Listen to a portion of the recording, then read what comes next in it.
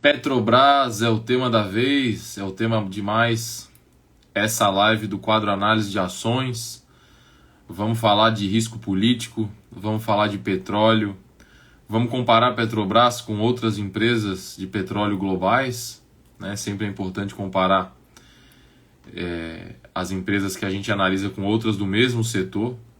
Claro que a Petrobras tem outros riscos ali bem característicos. O risco político que eu acabei de falar, por exemplo, é um deles, é um risco que está bem acentuado agora, perto do dia 10 ali de março. A Petrobras chegou a cair 10% em um só dia, porque o governo está interferindo mais rápido do que se esperava dentro da Petrobras e já definiu que não vão ser pagos dividendos extraordinários conforme estava previsto no estatuto. No estatuto da Petrobras, no último governo, eles definiram lá que caso a empresa cumprisse algumas metas de endividamento, a diferença entre o excedente do resultado e a meta deveria ser distribuída em lucros extraordinários. Só que o governo, no Brasil, ele tem mais de 51% das ações ordinárias, ou seja, ele faz, desde que todos os conselheiros estejam alinhados, claro, desde que não haja uma traição política ali dos indicados políticos, que sinceramente só sendo completamente maluco para um conselheiro trair politicamente aquele que indicou ele, porque caso isso aconteça, o presidente, que no caso hoje é o PT, é o Lula, simplesmente vai lá e troca o conselheiro, e aí na próxima reunião, ou até o conselho é tão soberano que ele pode até marcar uma reunião extraordinária para o outro dia, já expulsar o conselheiro que foi divergente e colocar outro que seja convergente com as ideias desse novo governo, que é basicamente parar de distribuir dividendos para os acionistas para investir mais dentro da empresa, porque dessa forma, fazendo investimentos ali dentro da empresa, o governo gera mais emprego e gera mais chance de roubalheira. Essa aqui é a realidade, tá certo? Inclusive a Petrobras foi alvo ficou bem conhecida globalmente depois de ter sido vítima do maior esquema de corrupção do mundo, que foi o Petrolão, que a Polícia Federal estimou ali que só o Petrolão, do que eles conseguiram comprovar a roubalheira, mais de 50 bilhões de reais foram roubados. Beleza? E lembrando que daquilo que não só atrapalha a empresa, aquilo que é roubado da empresa nessas licitações aí fraudulentas, que às vezes vendas de parte da empresa por valores muito menores. É muito fácil roubar, na verdade, quando a empresa é gigante. Pensa, se a gente vai vender uma participação ou algum direito de exploração da Petrobras ali que valha 100 milhões de dólares. Lembrando que a Petrobras vale 100 bilhões de dólares, aproximadamente. Agora um pouco menos, porque a empresa perdeu quase 100 bi de valor de mercado depois dessas interferências políticas, Mas pense, se um grupo político interessado rouba 1% de 100 milhões de dólares, já é 1 milhão de dólares.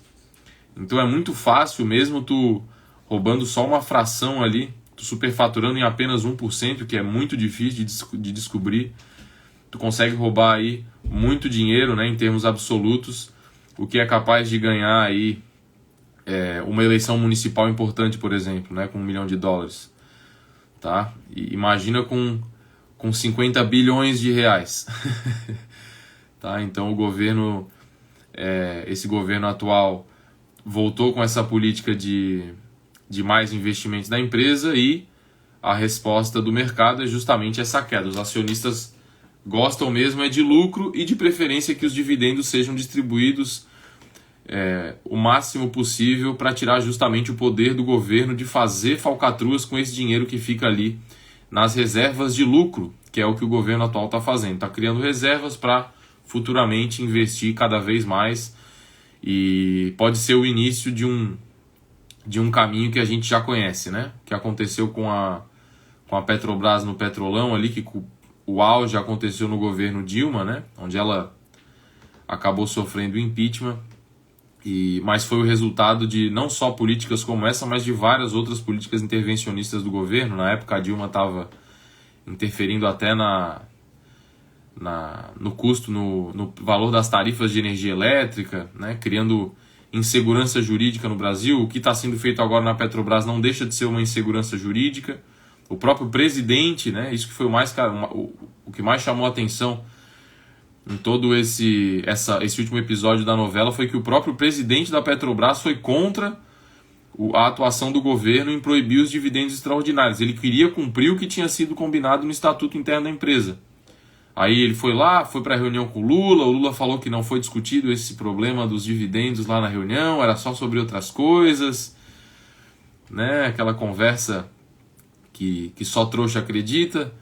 Mas basicamente a crise foi sanada dentro do governo ali, o presidente da empresa continuou ali, fingiu que não gostou, fingiu que conversou com o Lula, mas de fato o que aconteceu é que os dividendos extraordinários não vão ser pagos.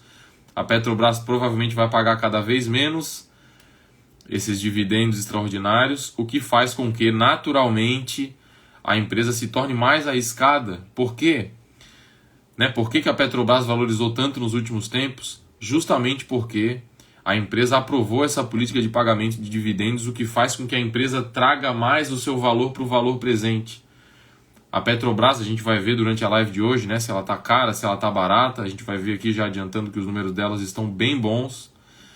Só que de nada adianta ela estar barata comparado aos lucros atuais, se ela não vai distribuir esses lucros atuais. Cria-se o risco, né, dos investidores de longo prazo, que eles pensam, ok, ela vai começar a criar essa reserva. Só que será que essa reserva vai ser bem gerida para o investimento de longo prazo para daqui a 5, 10 anos? Será que se o PT continuar aí, a gente está só no... não deu nem metade do mandato ainda do governo PT, e existe chances do governo se reeleger, né? Como aconteceu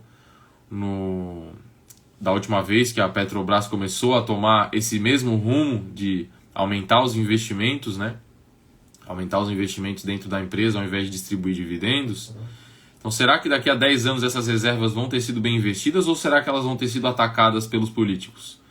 Será que vão ter sido, Existem várias formas de roubar esse dinheiro ali justamente através dos investimentos que eles estão falando. E aí, os investidores acabam saindo da posição de longo prazo na Petrobras porque cria-se muita instabilidade, muita insegurança quanto ao futuro da empresa. Enquanto que quando a empresa está pagando 50% de dividendos, está distribuindo até mais do que os lucros que ela está dando, que foi o que aconteceu no último governo, tá? Não estou dizendo aqui o que é certo ou o que é errado, eu acho que o certo mesmo seria uma privatização da empresa, não total, que eu não acredito nisso. Eu acho que o governo deveria continuar sendo sócio, mas deveria manter a sua participação nos lucros sem ter tanta influência sobre a empresa, porque justamente acaba destruindo o valor da empresa. Se o governo fizesse, por exemplo, o que aconteceu com a Copel, recentemente no Paraná, que o governo não se desfez de todas as ações, mas somente está com um plano de vender a participação das ações ordinárias, justamente para deixar que o controle fique mais difundido e com menos conflitos de interesse, já seria muito, muito positivo para a empresa.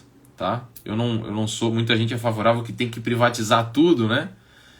Mas, inclusive, quando eu viajei para o Peru há 2 anos atrás, eles estavam passando por uma crise bem grande lá, uma crise política, né, com impeachment, até respingou coisa da Lava Jato por lá e o negócio estava quente por causa disso também, porque eles decidiram privatizar a empresa, a petrolífera que eles têm lá, e isso gerou um apoio muito grande da população pela esquerda no país, justamente porque não é inteligente se desfazer um país, né, que tem o controle da empresa hoje, não é inteligente se desfazer de uma empresa tão lucrativa, de uma empresa que conseguiu reduzir a sua dívida. Eu vou mostrar para vocês depois o gráfico da dívida aqui, e para quem escuta depois no Spotify, não se preocupa que eu sempre tento narrar aqui o que eu estou lendo nos gráficos, né?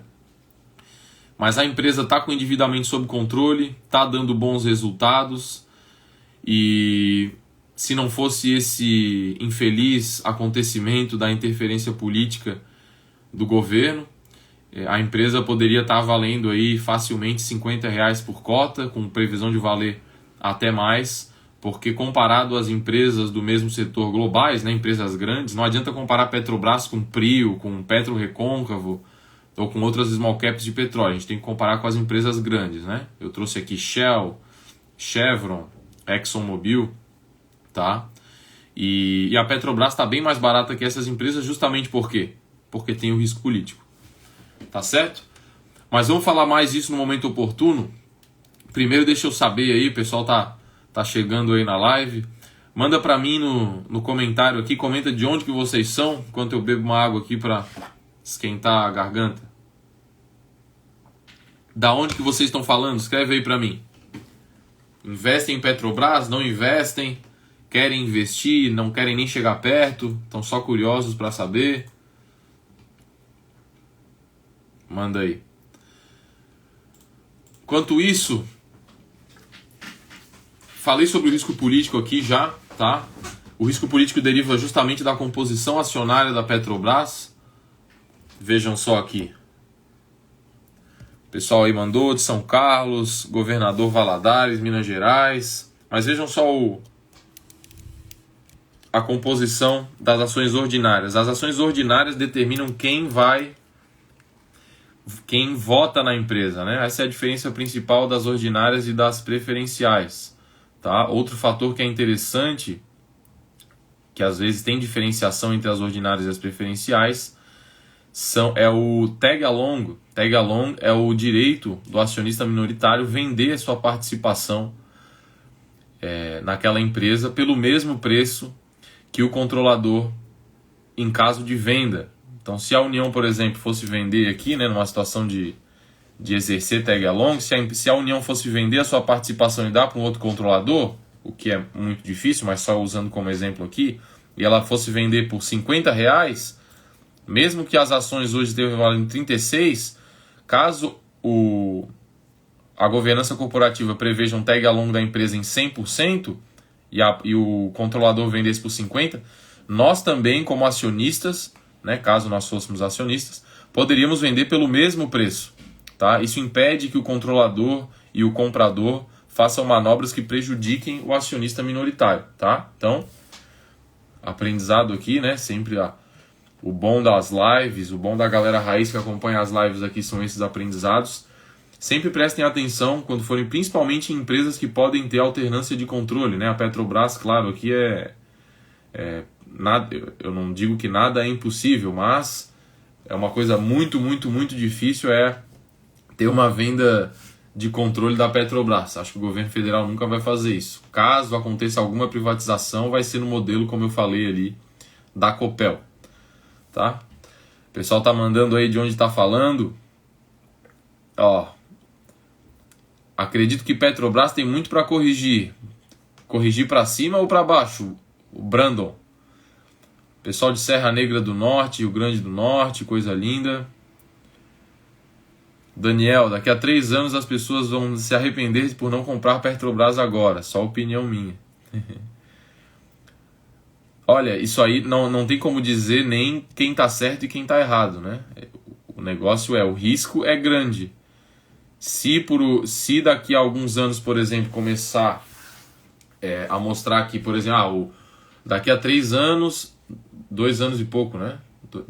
3 anos, mais ou menos 3 anos, vão ter novas eleições presidenciais. Se vier um candidato, e né, a gente sabe que tanto o Lula quanto o Bolsonaro têm alta rejeição, né? Então, na minha opinião, a única forma do Lula ganhar é indo contra o Bolsonaro de novo. Mas caso o Bolsonaro não seja o candidato que vai disputar contra o Lula, é muito possível que o outro candidato seja uma pessoa mais de centro-direita, e que apoie uma privatização da Petrobras, ou pelo menos que apoie mais independência da Petrobras do governo federal, como era o caso, por exemplo, do último governo, que não estou aqui, né, eu quero até alertar o pessoal aqui, eu não estou aqui dizer para ter nenhum político de estimação, tá? Não acredito que nem o Lula e nem o Bolsonaro estejam nem perto de ser bons líderes e que não estejam nem perto de merecer a cadeira da presidência da República, tá? Então a gente foca aqui em falar sobre a possível interferência política na Petrobras, sem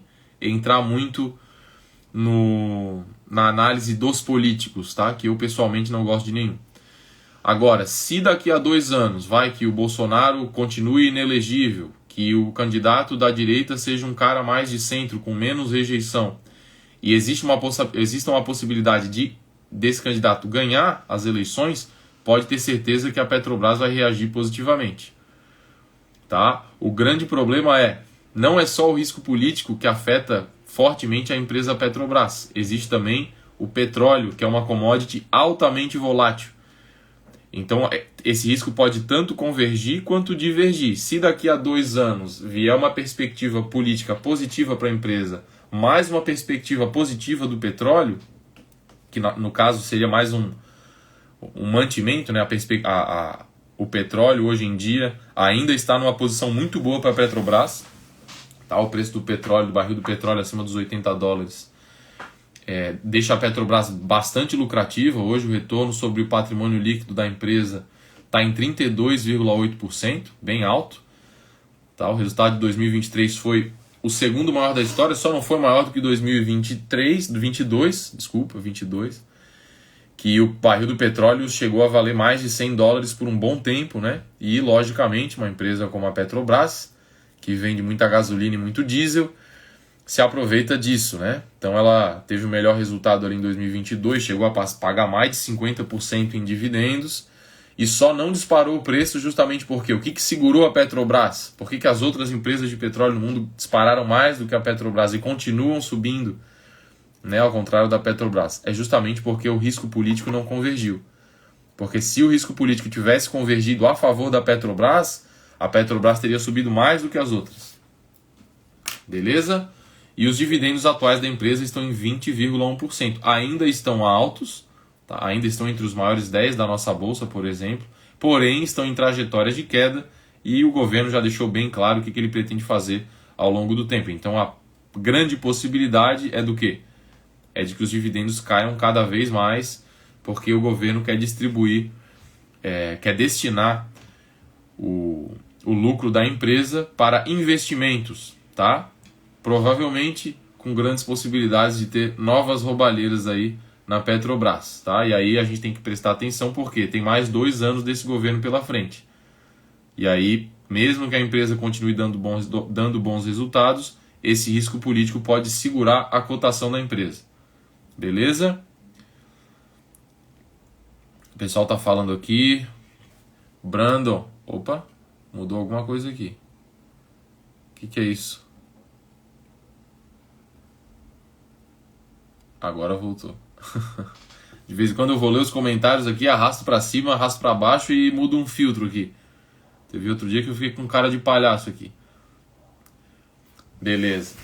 Então, vamos falar um pouco aqui sobre os números da empresa, tá? Atualmente a Petrobras está sendo vendida por um preço por lucro de 3,77, né? O principal indicador de preço por lucro. O que significa isso? Significa que para cada R$1 de lucro líquido da empresa, que é o lucro que realmente importa, é o lucro final que resta para o acionista, é o lucro depois de considerar todos os custos, todas as despesas, juros, taxa com imposto, amortização, depreciação, tá? Depois de tudo isso, a empresa tem um lucro líquido de 124 bilhões de reais e é negociada por um valor de mercado de 470 bilhões de reais. Esse é o valor importante para partir toda a nossa análise. Então, com base no lucro e no valor de mercado que eu acabei de mencionar, a gente chega nesse preço por lucro de 3,77. Para cada R$1 de lucro líquido, a gente tem que pagar, nos preços atuais, R$3,77 para se tornar sócio, proporcionalmente a esse valor de mercado de 470 bilhões de reais e um lucro líquido de 124 bilhões de reais. Tá? Trazendo isso para comparar com taxas, né? Para a gente comparar com taxas como, por exemplo, de renda fixa, para ficar mais claro para a gente sobre a margem de segurança que a gente tem ao investir nessa ação específica, basta que a gente inverta o preço por lucro, ou que a gente divida, né, o lucro líquido pelo valor de mercado, ou seja, 1 dividido por 3,77, que dá uma taxa de lucratividade, ou em inglês, que é o termo que, caso vocês vão escutar isso em outros podcasts, em outros vídeos e tal, né? Quem é do mercado costuma falar em earnings yield, mas que eu gosto de trazer aqui de forma mais simples para facilitar a compreensão.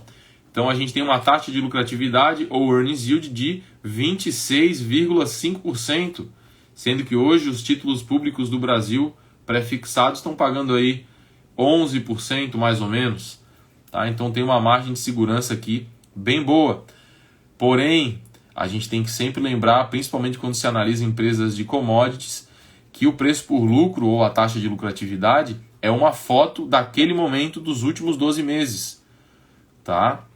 Por isso que o Benjamin Graham, né, que é o pai da análise fundamentalista, falava para tomar muito cuidado com a análise de preço por lucro e para buscar sempre que possível fazer uma média ou uma projeção média com base nos últimos 10 anos. E nos últimos 10 anos, a Petrobras teve esse resultado aqui. Veja só como é bem cíclico. Então, olha só. Apesar aqui... Deixa eu aumentar essa tela aqui. Então, apesar de hoje a empresa estar nessa situação, veja que, olha só a política de governo como foi aqui durante o governo do Bolsonaro. Ó. A empresa chegou a pagar mais dividendos do que deu do próprio resultado. Tá? Isso aqui foi justamente por quê? Porque o governo sabia que a partir do outro ano ali, corria o risco do próximo governo pegar esse caixa da empresa e fazer investimentos com grande possibilidade de falcatrua. E aí, como eles conseguiram aprovar algumas mudanças no estatuto que obrigava a empresa a distribuir dividendos, né, por uma norma... Claro, não é uma lei, né? Mas o estatuto interno da empresa é o que mais se aproxima de uma lei. Tá? É o que mais vincula ali as decisões do conselho, as decisões da direção. E aí o que aconteceu foi que mesmo depois da mudança de governo, a empresa continuou pagando dividendos, mas a gente já está vendo aqui uma mudança clara de tendência. Olha só, aqui pagava mais do que o resultado. A partir dos últimos 2 aqui, vamos pegar aqui, vamos separar por trimestre, ó. Então, a partir de 2023, a empresa já foi reduzindo bastante o pagamento de dividendos e a tendência, como a gente está vendo agora, é que isso se reduza cada vez mais. Mas olha só, o que eu estava falando aqui do preço por lucro, é que a gente hoje tem uma foto com base nesse lucro aqui. Só que olha como é que foi os lucros da empresa enquanto em outros ciclos. Em outros ciclos, tanto ciclos políticos quanto ciclos de petróleo. A gente pode ver que desde aqui de 2015 aqui, ó, ainda dava um prejuízo de 40 bi negativo e hoje está dando resultado aí próximo de 100 bilhões de lucro líquido positivo, 20 bilhões de dólares, o que é um resultado muito bom.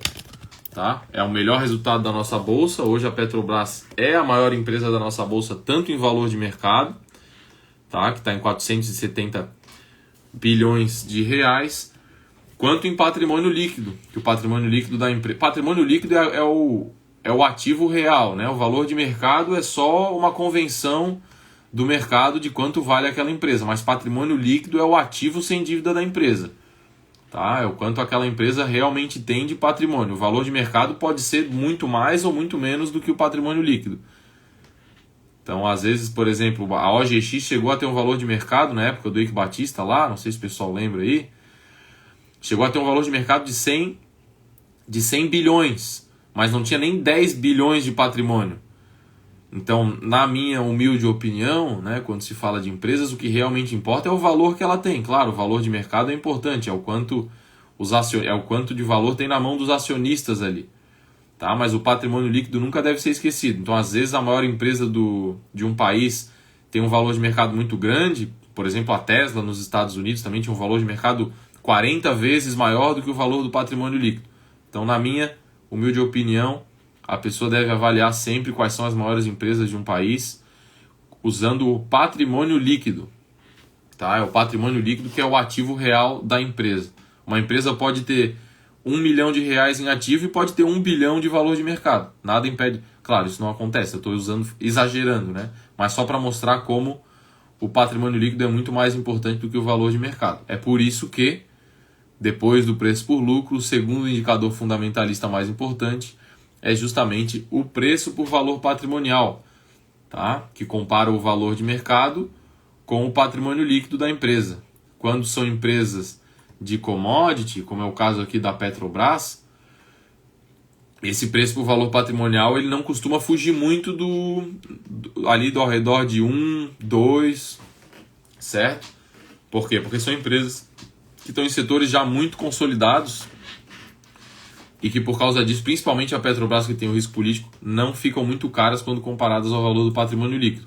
Enquanto isso, outras empresas do setor de tecnologia, por exemplo, ou de novos setores que surjam, né? Dentro do setor de tecnologia tem vários setores, e essas empresas sim podem ter um preço por valor patrimonial muito grande, porque elas são menores, né? Então tem mais potencial de crescimento, podem ter mais valor de mercado embutido no preço ali por conta de crescimento futuro projetado.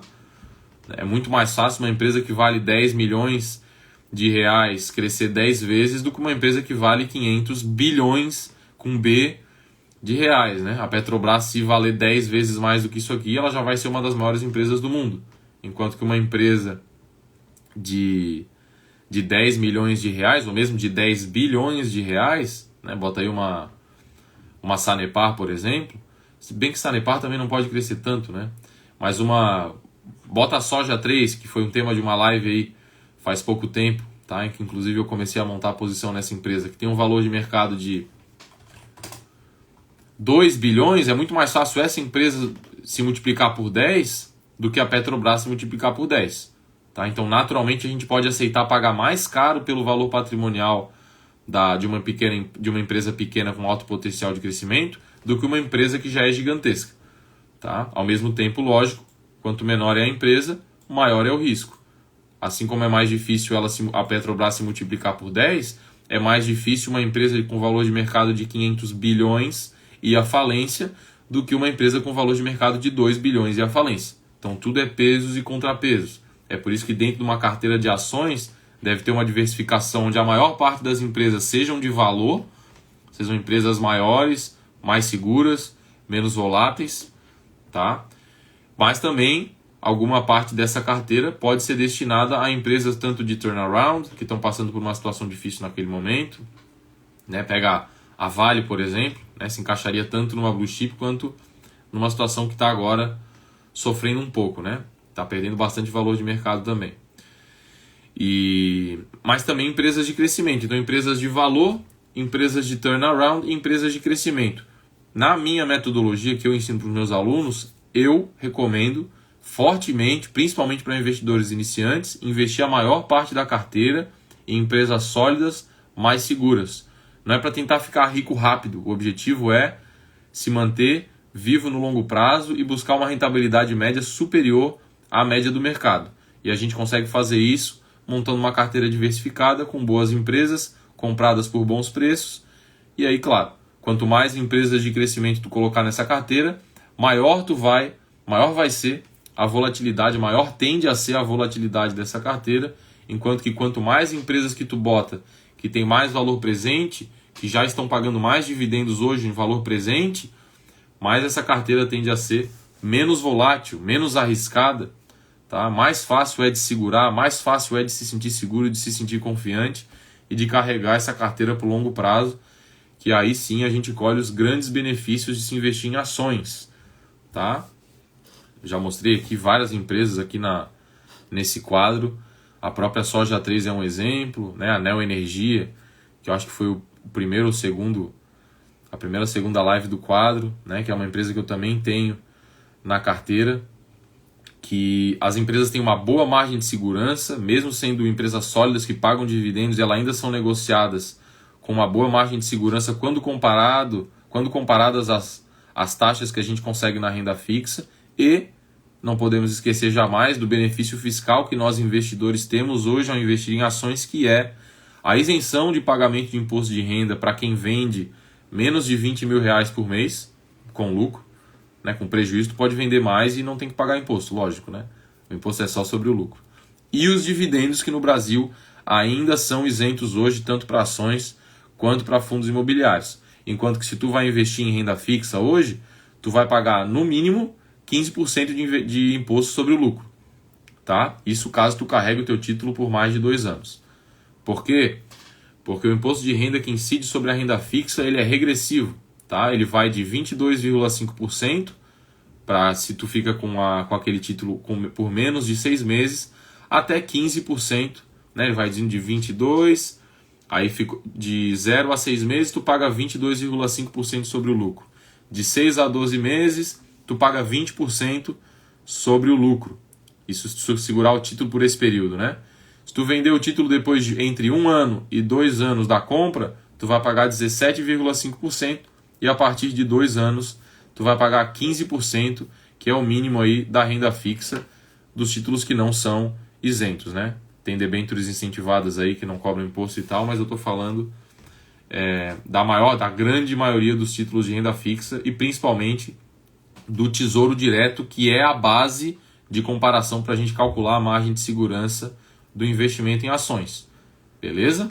Então, quando eu falo aqui da margem de segurança quando comparada a um título do Tesouro Direto pré-fixado que paga 11%, eu nem estou considerando ainda que esse 11% vai ter o imposto de renda lá na frente, tá? Por quê? Porque eu gosto de fazer as projeções da forma mais conservadora possível. Assim, se acontecer mesmo uma situação ruim, a gente já fez uma projeção com uma base bem conservadora, tá? A gente se sente mais seguro fazendo assim. Beleza? Pessoal tá curtindo a live, quem tá curtindo aí, manda o joinha. Eu vi que o pessoal tava mandando o joinha ali quando eu tava mostrando o gráfico, agradeço demais, tá?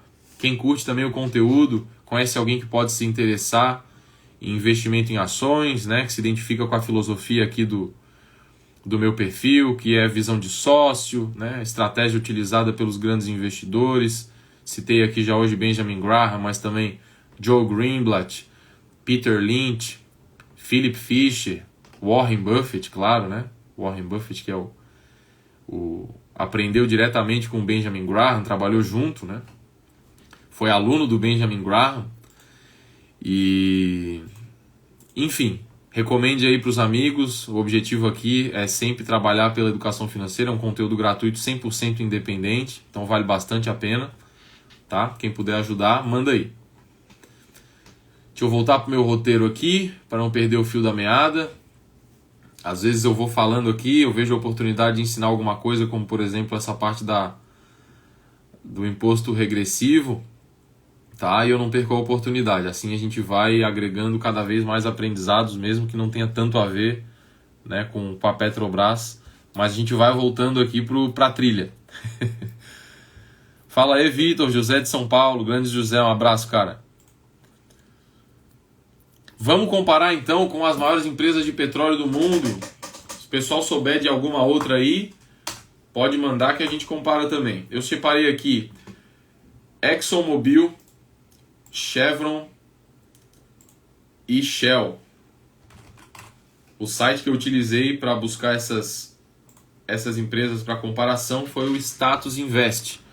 Vocês sabem que eu sempre uso Status Invest, fundamentos aqui. Às vezes, quando quero ver também de outras empresas internacionais, eu uso o Guru Focus, tá? Então fica a dica aí também para quem se interessa em análise fundamentalista. É sempre bom ir lá, ver os indicadores, dar uma conhecida com mais profundidade, tá? Para investir melhor não tem jeito. Tem que estudar, tem que ler, tem que ir se acostumando com os termos. E quando passa o tempo, vai passando, cada vez mais vai passando o tempo. E assim como em qualquer coisa, é igual andar de bicicleta, é igual fazer academia. Cada vez mais a gente vai aprendendo a manha das coisas, né? Pegando a maldade das coisas, sabendo os atalhos, sabendo como executar o acompanhamento de uma forma mais eficiente. Tá? Mas tudo começa e não tem jeito, tem que passar por dedicação e por estudo. Com o tempo, a pessoa consegue fazer esse acompanhamento de forma mais eficiente e de forma mais direta e de uma forma mais segura também. A pessoa começa a saber quais são as melhores fontes, tá? E se sentir mais segura mesmo investindo em renda variável. Vitor, você acha que Petrobras chega a R$30? Olha, se fosse para arriscar se eu acho que sim ou que não, eu acho que eu chutaria que sim, né? Estamos falando de renda variável. Se a empresa cair 20% dos preços atuais hoje de 36, ela vai bater 20. Tá? Da mesma forma, eu acho que ela vai bater 30, se eu tivesse que apostar, eu diria que sim. Eu acho que ela vai bater 60, ou eu acho que ela vai bater 40, eu também diria que sim. Agora, no longo prazo, pro longo prazo, se a empresa não fizer muita besteira, a grande chance é que ela vá aí entre trancos e barrancos, que ela vá crescendo, tá? Ó, o Daniel falou, acho que chega a 50 daqui a 5 anos. Ó, não se deve nunca chutar, a gente tem que sempre avaliar os riscos que a gente corre agora, tem que pensar se a empresa faz sentido ou não dentro da nossa carteira de investimentos. Tá? Lá no final eu vou trazer uma conclusão maior, mas basicamente na minha carteira de investimentos a Petrobras não tem vez, tá? Já tenho 16 empresas ali, já conheço bem essas empresas, não quero adicionar mais risco político, não quero adicionar risco de petróleo, tá? Não quero adicionar o risco político que é potencializado por 10 vezes na Petrobras na minha carteira, tá? Prefiro manter a minha diversificação ali em outras empresas que também são boas, também pagam bons dividendos, não tanto quanto a Petrobras está pagando hoje, né? Esses 20% aqui, mas como eu falei, isso aqui tem efeito de ciclo também. A Petrobras está com um ciclo bem favorável agora, atualmente, de petróleo. Por isso que ela está dando resultados tão grandes e está pagando tantos dividendos. A gente viu que nos últimos 10 anos ali, inclusive na maior parte desses 10 anos, em 7 desses 10 anos, a empresa operou ali com resultado até, na maior parte, negativo. Isso pode voltar a acontecer no futuro. Pode não, vai, né? É uma questão de tempo. Assim como vai acontecer ciclos negativos e depois vão acontecer ciclos positivos. Beleza? Então, comparando a Petrobras aqui com a Shell primeira coisa de tudo aqui que é interessante já notar é a diferença de dividendos, né? Enquanto a Petrobras paga 20%, eu vou botar aqui a Petrobras na...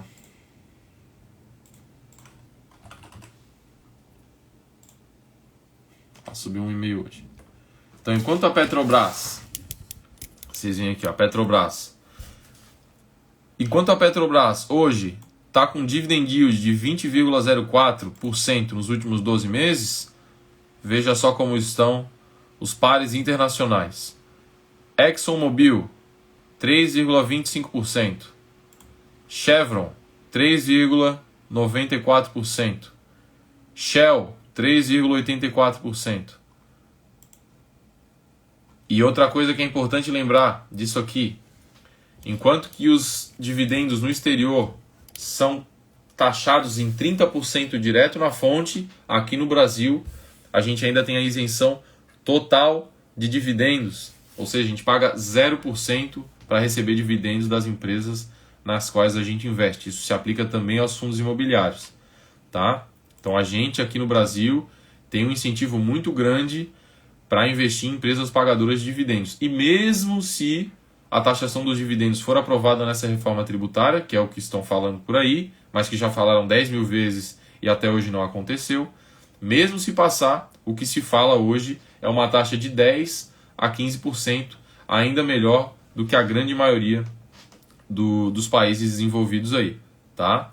Por isso que eu falo sempre também, o investimento no exterior, ele não é tanto buscando a rentabilidade. Essa taxação de 30%, por exemplo, dos dividendos, mata aí muito a nossa rentabilidade ao se investir lá no exterior. Investir no exterior é uma forma de proteção patrimonial, ok? Eu invisto no exterior, mas eu tenho uma projeção de rentabilidade para minha carteira nacional maior, espero uma rentabilidade maior no longo prazo do que a rentabilidade que eu vou ter com os meus investimentos no exterior, ok? Porém, o meu investimento no exterior me deixa seguro, porque eu sei que se o Brasil passar por um ciclo muito longo de governos muito ruins, de dívida pública explodindo e do real valendo cada vez menos, eu sei que o meu investimento lá fora, que está vinculado ao dólar, vai poder manter o meu patrimônio ali, pelo menos essa parte que está lá fora, crescendo e me manter numa situação de segurança financeira. Beleza? Game 11, você pode falar? Não, porque se eu fosse falar, eu ia falar besteira, que eu não estudei a empresa com profundidade, e também porque não é o tema da live. Quem sabe em uma outra oportunidade aí. Beleza, Johnny? Tá? E agora vamos falar não só do dividend yield, vamos falar dos indicadores para ver se as empresas lá fora estão caras, estão baratas. Tá? E aí a gente vai ver como a Petrobras está barata justamente porque tem o risco político aqui. Pasquale, você foi o único que falou a verdade sobre os investimentos no exterior. Pois é, eu fico bem triste que, né, eu fico bem triste que a gente vê direto anúncios aí no Instagram e em outras plataformas de pessoas vendendo muito essa ideia de dividendos em dólar, né? Só que a estratégia de dividendos em dólar, ela não é muito melhor tu investir lá fora sem focar tanto nos dividendos, tá? Do que ter esse foco em receber renda mensal em dólar, né? Às vezes parece que é uma coisa que apela muito pro ego da pessoa, para ela poder falar que recebe dividendo em dólar, quando o nosso objetivo final é o quê? É a rentabilidade. Se essa rentabilidade vai vir mais em dividendos ou mais em valor de cota, tanto faz. Tá? A não ser para pessoas que queiram, que precisem de rentabilidade mensal, mas aí as ações nem são ideais para isso, né?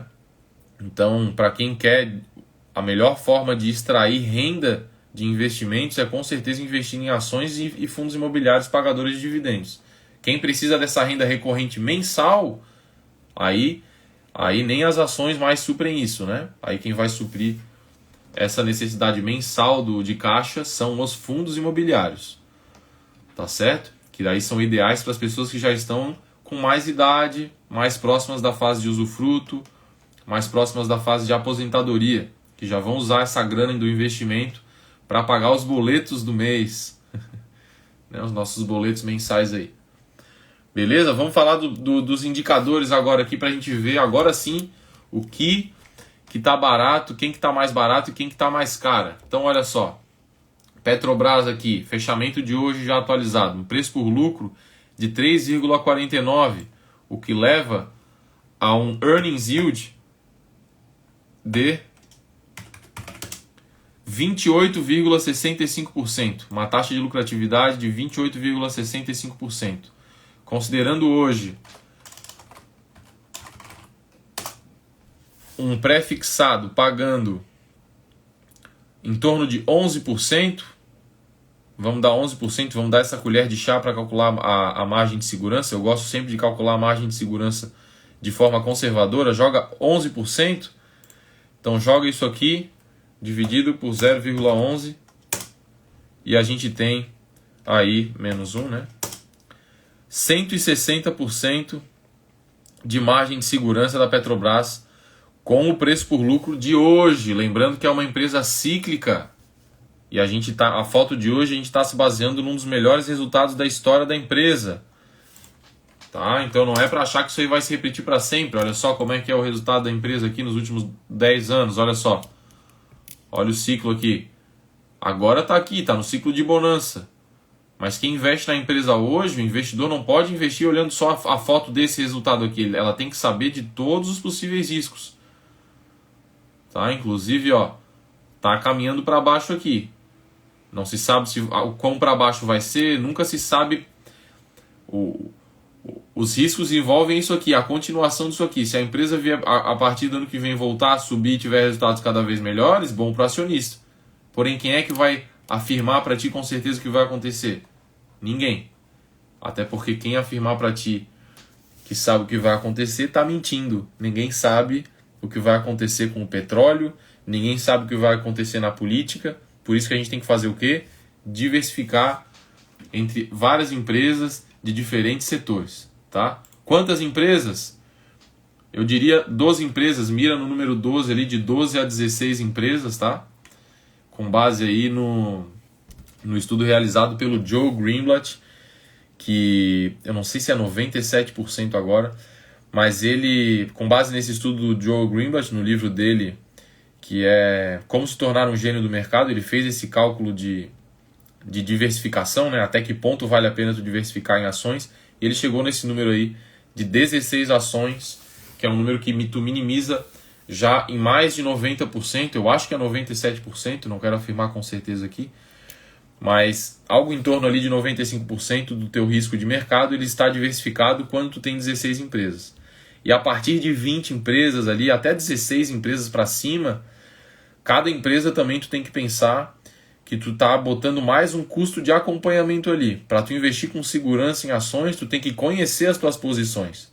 Então é por isso também que eu não quero colocar a Petrobras dentro da minha carteira. Eu não quero ter que ficar acompanhando o ciclo de petróleo, acompanhando o cenário político federal com tanta... Eu acompanho já porque eu acho interessante, né? Acompanhar só os fatos, o que está acontecendo. Mas não quero vincular tanto o meu dinheiro a esses acontecimentos porque eu acho que tem grandes chances de eu ficar com dor de cabeça e estressado. Tá? Então na minha carteira, eu por esse preço aqui, eu prefiro, por mais que esteja barata, como eu mostrei para vocês aqui, tá? Mas eu prefiro me manter longe. Vamos ver as outras empresas aqui agora. Preço por lucro das outras empresas. Olha o da Shell aqui. Preço por lucro de 5,01 e preço por valor patrimonial de 1,14. Tá? O preço por valor patrimonial até menor do que o da Petrobras. A Shell também está bem barata, considerando a foto dos últimos 12 meses. Porém, olha só a Chevron aqui. Essa é a CVX e a Chevron, tá? Olha, o preço por lucro já está em 13,59. Então, 1 sobre 13,59 já dá uma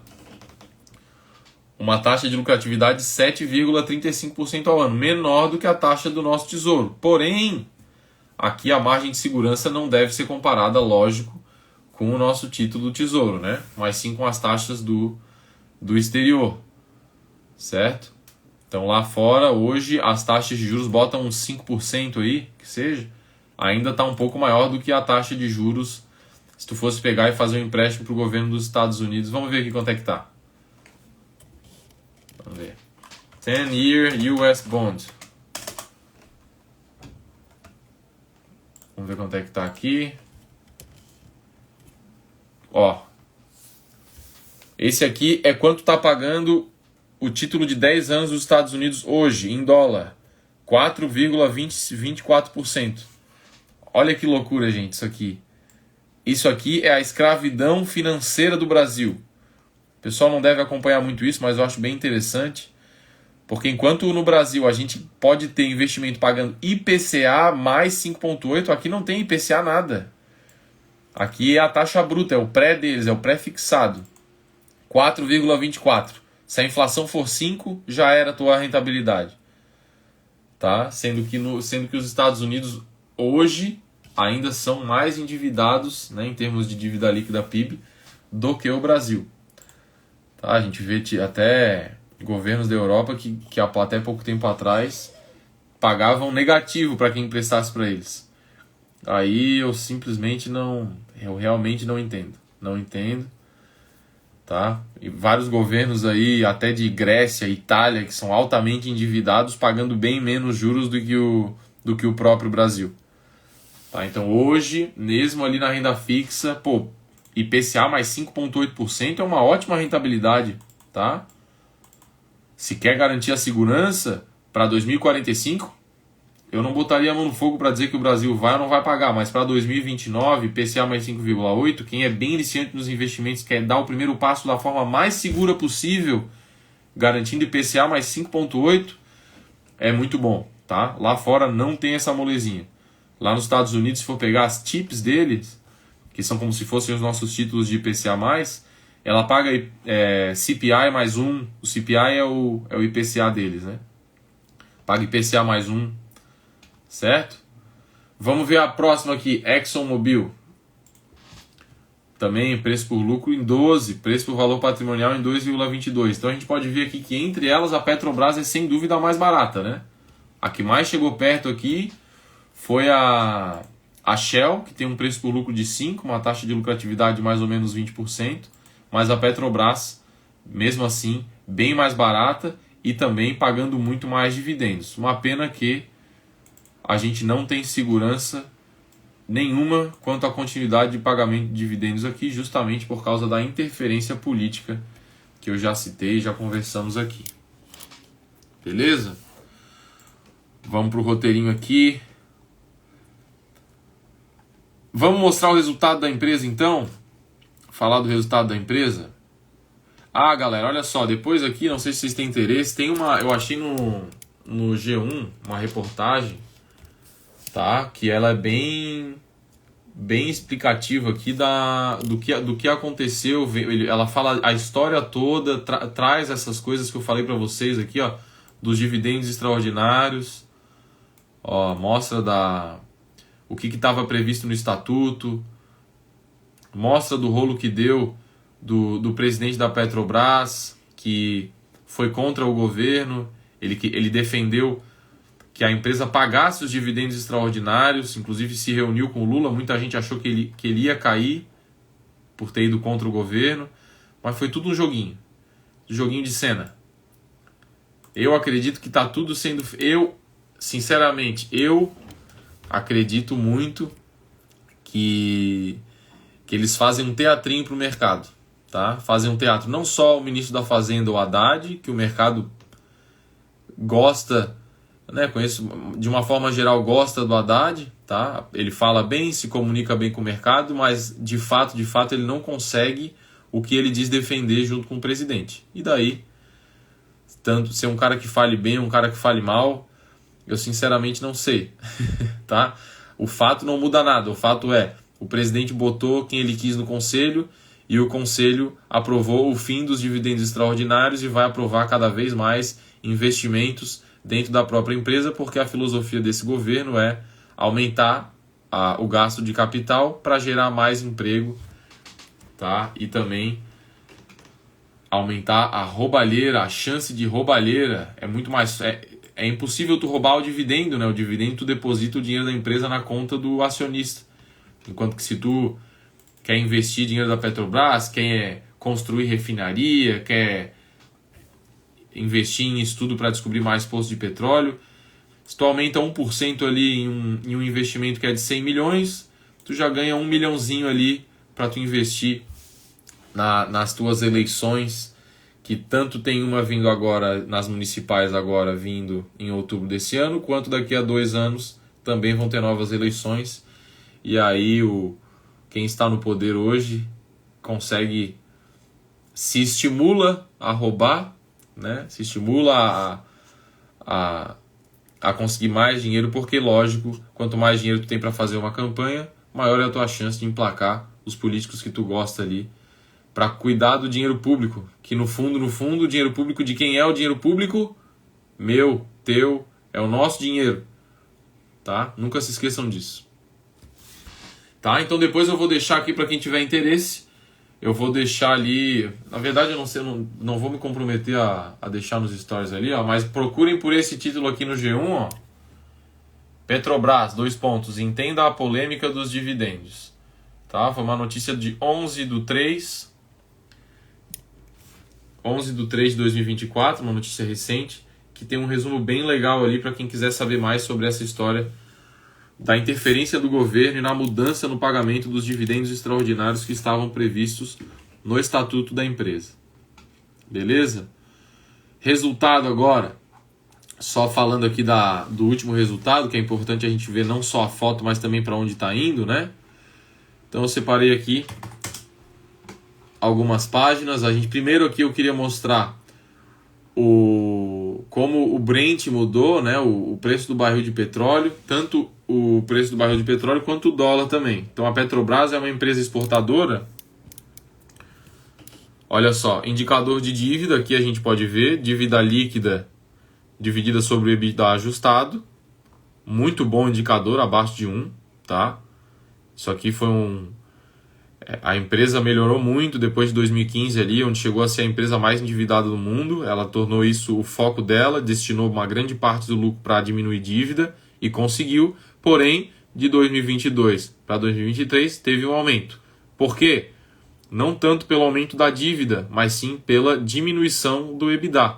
Olha só.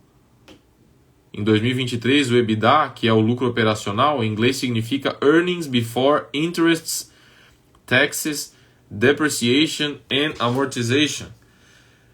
Gostaram do meu embromation aqui? Mas enfim, é o lucro antes dos juros, dos impostos, da depreciação e da amortização. É o lucro operacional da empresa. Reduziu bastante aqui. tá? Reduziu bastante. Então, por isso que esse indicador de endividamento aumentou. Não foi tanto pelo aumento de dívida. E o que mais prejudicou o resultado da empresa? A exportação valeu menos, porque o dólar médio de venda caiu de 5,16 para 4,99. E também o valor do barril de petróleo, que em 2022 foi o auge do auge, né? As empresas de petróleo tiveram lucros recordes no mundo inteiro, porque efeito da guerra, tá? A OPEP também se aproveita da guerra para criar esses picos aqui, né? Nunca se esqueça que quem mais ganha dinheiro com petróleo é Rússia, é Arábia Saudita, é aqueles países lá do Oriente Médio, tá? E eles têm essa organização chamada OPEP, onde eles definem quanto vai ser a oferta justamente para influenciar nos preços. E aí, nesse ano, já reduziu quase em 20%, e aí não deu outra, o resultado caiu em 20%, tá? Aqui no final é a variação. Beleza? Então o aumento do endividamento não foi tanto porque a empresa tomou dívida, mas no indicador ali, o dívida líquida sobre EBITDA, é porque o EBITDA caiu muito, o lucro operacional da empresa caiu muito, tá? Não significa que a empresa aumentou a dívida. Então, quanto a isso, né, o pessoal tá falando muito mal aí, e aí quando tá dando notícia ruim, interferência política, o pessoal tende a querer chamar atenção para tudo, que tudo é muito negativo, né? Ah, já tá aumentando o endividamento. Tudo bem, mas aumentou o endividamento que em 3 bi, menos de 10%, tá? Em um ano. Isso aí não é problema nenhum para uma empresa do tamanho da Petrobras. E o indicador de endividamento da empresa ainda está bem saudável. Agora, no longo prazo, se as coisas continuarem piorando cada vez mais, aí sim, lógico, que o endividamento tende a aumentar, como eu já falei aqui, que a Petrobras em 2015 era a empresa mais, não sei se exatamente 2015, mas chegou a ser a empresa mais endividada do mundo, tá? Mais recentemente agora foi a da China, né? A Evergrande, a empresa imobiliária da China, já atualmente acho que ainda está com esse posto. Não sei como é que está agora. Beleza? Galera, a conclusão então é que para mim, como eu falei aqui para vocês, né, tudo vai depender da carteira, dos objetivos de cada um. Petrobras pode ou não pode ser um bom investimento no longo prazo. A situação da empresa hoje é boa, tá? Comparado aos resultados, ao patrimônio, ao nível de endividamento, a empresa está sim barata, porém eu invisto com foco no longo prazo. E a verdade é que pro longo prazo eu não quero colocar uma empresa que tende a me dar bastante dor de cabeça e que já está dando sinais que vai ter uma gestão cada vez pior, cada vez menos pensando no acionista e cada vez mais pensando em projeção política para o partido que está no poder, ok? Da mesma forma, caso o governo atual decida colocar certo limite dessa vez, não decida dilmar 100%, como foi o que aconteceu ali em 2015, onde, como eu falei, a empresa chegou a ser a mais endividada do mundo, o simples fato de não ser uma situação tão ruim já pode dar um bom resultado para o acionista. Tá? A gente viu aqui que a empresa está sim com uma boa margem de segurança e está sendo negociada por um preço bem mais barato, mesmo quando comparado com as empresas do mesmo setor ali. Tá? Bem mais barata do que essas empresas, justamente por causa do risco político. Beleza? Então, para mim, na minha carteira, para o meu caso específico, os meus objetivos com a minha carteira, não vale a pena investir em Petrobras. E aí, espero que vocês tenham gostado. Essa foi mais uma live do quadro Análise de Ações. Desejo uma boa noite, uma boa semana para todos aí. Um grande abraço. Valeu! Tchau, tchau.